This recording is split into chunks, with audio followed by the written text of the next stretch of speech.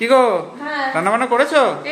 আজ অনেক কিছু করেছো, আবার দুদিকেই রেখেছো, কি ব্যাপার? ওইদিকে রয়েছে সিদ্ধ চালের ভাত আর এদিকে রয়েছে গোবিন্দভোগ চালের ভাত। আজ যেহেতু সংক্রান্তি, ইতি পুজো সমাপন, ইতি পুজো শেষ, সেদিন আজকে আমরা সিদ্ধ চালের ভাত খাবো না, আমরা খাবো এই দেখো, এটা হচ্ছে গোবিন্দভোগ চালের ভাত। আর এগুলো রয়েছে পালং শাক, এগুলো আমাদের দিতে হয়। আর ভেতরে রয়েছে চালের গুঁড়ো টাইট করে দিয়ে ওটাকে বলে দোলে, ঠিক আছে? এটা প্রথম শ্বশুর বাড়িতে শিখেছো? এটা এবারে নিয়ম যাই হবে।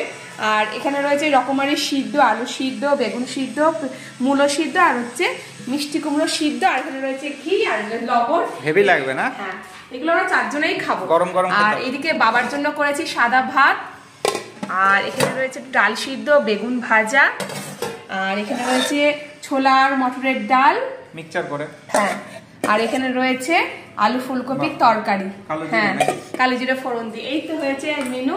ঠিক আছে, তোমাদের কার কার একটু আছে জানিও। চলো টাটা।